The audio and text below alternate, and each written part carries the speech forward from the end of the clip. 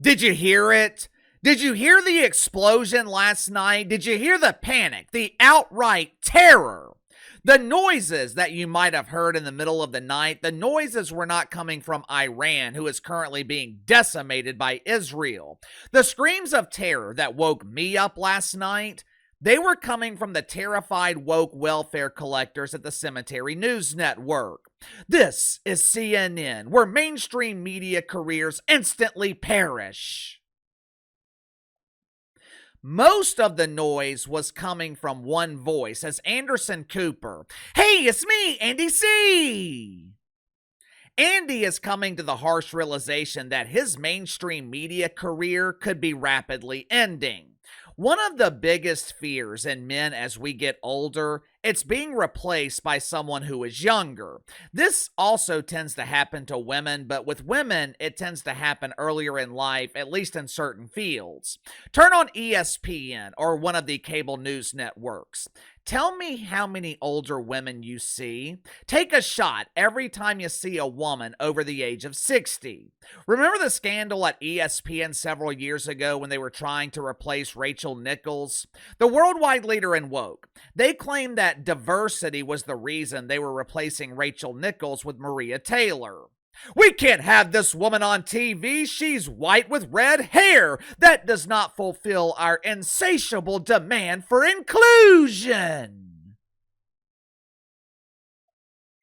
Although ESPN was definitely pandering to the wanker spankers by eliminating white privilege, they were also looking to replace Rachel Nichols with someone who was younger. Men, we deal with the same thing. We see it all the time in sports. NFL running backs, they're considered old at the age of 30. The local steel mill, they will lay off dudes in their late 50s, early 60s and replace them with kids in their 20s. Why? Cheaper labor. But KC, the older men have experience. Experience is invaluable. It can't be taught. Yeah, that's true. But most of the time, management doesn't really give a damn about that. The only thing they care about is saving $1. Hell, it doesn't even have to be $1. They'll cut your ass to save a peso. Who cares if production declines by 10%? They're saving 30% on the cost of labor, so in their eyes, they've already increased profit by 20%. And if the older man is not producing, if the older man is already underperforming, it makes it a hell of a lot easier to let him go, which is exactly the situation that Andy Cooper finds himself in right now. Earlier this week, Warner Brothers Discovery CEO David Zaslav, he announced that he was splitting the company into two separate entities. Davey Z will be responsible for the more profitable side of the business. He'll be responsible for streaming and productions from Warner Brothers Studios. A dude named Gunnar Weidenfels, Gus Weidenfield, maybe it's Gideon. Who cares? It doesn't matter what his name is. Gideon will be in charge of the cable networks, most of which are so deep in debt they are next door neighbors with the Titanic. Since Gideon will be responsible for the struggling businesses, that means he's obviously in charge of CNN. Now, according to Puck News, woke welfare collectors at CNN are worried. They're concerned about their future. What does this mean? We have been paid for years while producing absolutely nothing of value. Does this mean we'll have to get a job? According to the New York Post, the one person who should be most concerned about this change, Anderson Cooper. My inside sources are telling me that The Undertaker is preparing his plot in the woke cemetery, where Andy's mainstream media career could be laid to rest next to the donut diva, Brian Stelter.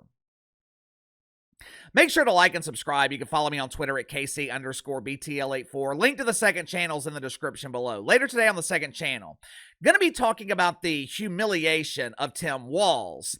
Yesterday was an unmitigated disaster for woke governors.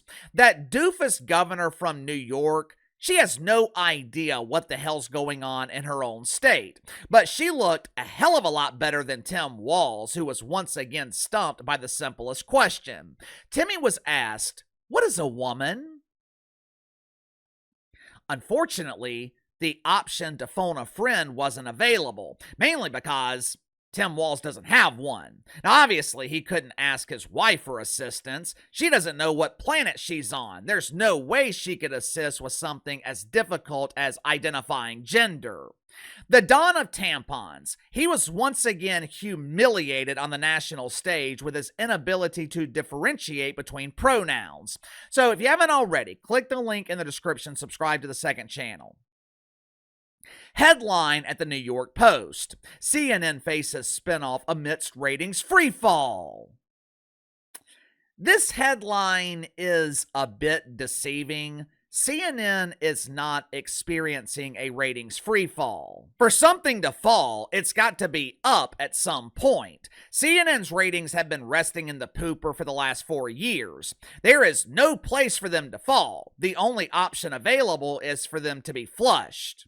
For the past year, we have been hearing about the potential layoffs at CNN. Now, I'm not talking about staffers behind the scenes. I'm not talking about the blue-haired producer with a tattoo of his resume on his face right beside his prison ID number. For the better part of a year, we have been hearing about the potential firing of on-air talent. You know, the people mostly responsible for the destruction of CNN. Several years ago, CNN let go of some of their so-called stars.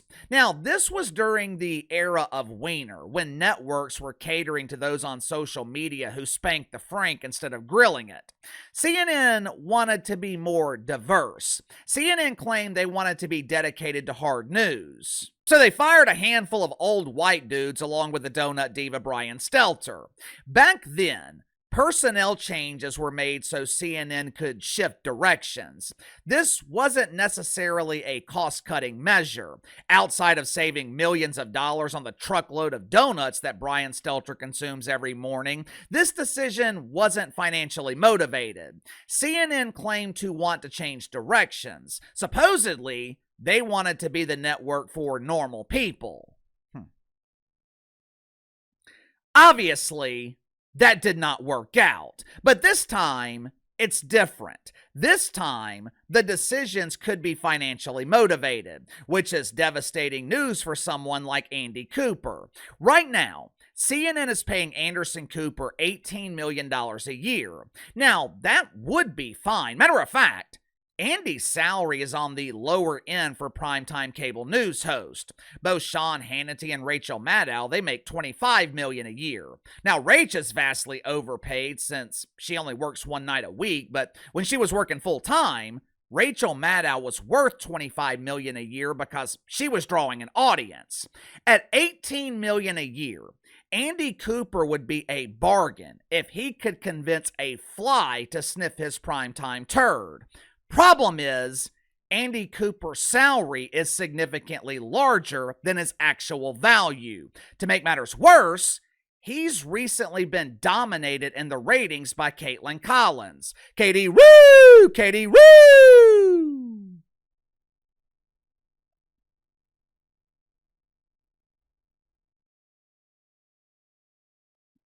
Wait a minute. Let me make sure I'm understanding this correctly. As I was researching this story, I was trying to find a source of leverage for Andy Cooper. I was trying to find a way for Andy to justify his existence at CNN. I wanted to help him out. Andy is one of the most tenured employees at this dump.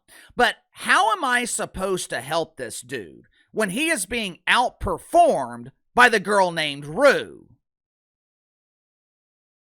How is that even possible? Katie Rue Collins is allergic to charisma. She couldn't draw an audience if you gave her a pen and paper. A couple of weeks ago, we were talking about Rue occupying the Bruce Caboose. She was in last place at a network that's been in last place for years. And you mean to tell me Rue is now outperforming Andy? According to the New York Post, the new guy in charge, Gideon, This dude is a numbers guy. I believe the terminology they used was slash and burn, slash and burn. What I gather from that statement is Gideon does not make decisions based on emotion. He makes decisions based on dollars and cents. If Andy Cooper were performing at the same level as Kaitlan Collins, he would be in deep shit. But he's not. Throughout the week this week, Rue has beaten Andy by a couple 100,000 viewers. When you look at their respective salaries, this is an easy decision to make. Andy Cooper's making $18 million, Rue's making between $3 and $4 million. I don't even know if they are paying Rue in dollars. It is entirely possible that Rue is being paid in pesos. Plus, Rue is decades younger. She's in her 30s, Andy is pushing 60. If Anderson Cooper is fired, that alone will not be enough to save CNN. Now, it'll save them money, but it's not going to save their ratings. It's not going to elevate the network. Like I've been telling you guys for years, the only way to save CNN is to eradicate the woke fungus. Complete eradication. You have got to eliminate this mentality from the inside out. Otherwise, all you're doing is changing faces. You're not changing voices. I'll show you an example. Yesterday, some doofus senator named Alex Padilla interrupted a press conference and got his ass manhandled by the Secret Service, or maybe it was the FBI. Now, the reason was obvious, but according to CNN, they wondered if his race had anything to do with it. Watch for yourself. I don't know if you just heard what Sochi was saying. She was saying that what she finds so unsettling as a Hispanic woman is that she feels that this happened to you because of how you look. And that as one of two sitting senators from California, those Secret Service agents would have known exactly who you were. And in fact, after you started talking, you said, "I'm Senator Alex Padilla," and you said it multiple times. Do you think that it was because of how you look?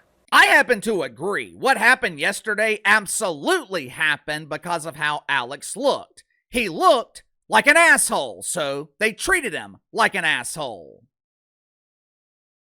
This is what I'm talking about, though, with CNN. It is not enough to fire Brian Stelter, Don Lemon, Andy Cooper. This is not a personality problem. This is not a cord-cutting problem. This is an ideological problem. And if CNN doesn't fix it, they're going to keep getting the same result. Huge, embarrassing failure. But give me your thoughts on this. There's a new guy in charge at CNN, and he could potentially be cutting the budget. Is Anderson Cooper at risk of being fired? Is CNN as a network at risk of extinction? Could we be witnessing the final days of CNN? Let me know. Sound off in the comments below. I'll see you guys later.